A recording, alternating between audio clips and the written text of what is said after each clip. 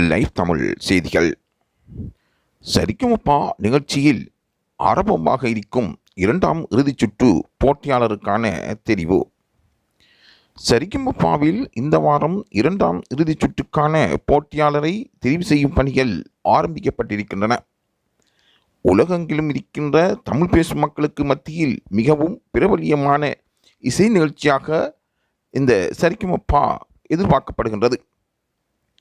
மக்களின் பலரின் விருப்பத்தை பெற்ற நிகழ்ச்சிதான் இந்த சரிக்குமப்பா நிகழ்ச்சி.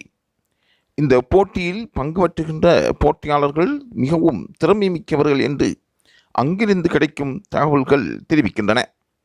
ரசிகர்களுக்கு மத்தியில் இவர்கள் எதிர்பாராத வியப்பை அளித்து வருகின்றார்கள். தனது பிஞ்சி குரல்களால் உலகை ஆளும் ஆற்றலும் அந்த பாடலில் இருக்கின்ற கவர்ச்சியும் பலரையும் மயக்கச் செய்திருக்கின்றது.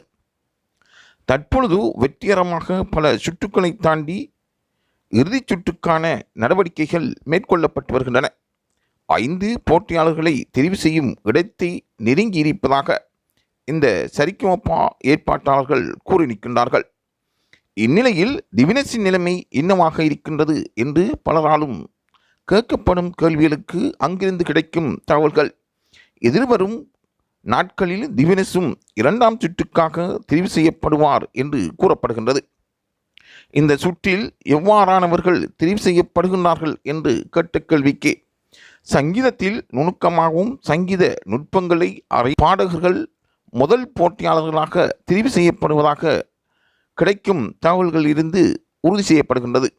இருந்தாலும் திவினஸ் கடந்த காலத்தில் சிறப்பாக பாடி வாழ்த்துக்களை பெற்று வருவர் என்பதால் ரசிகர்கள் இந்த நடுவர் குழாத்து மீது ஆத்திரமாக இருப்பதாகவும் கூறப்படுகின்றது.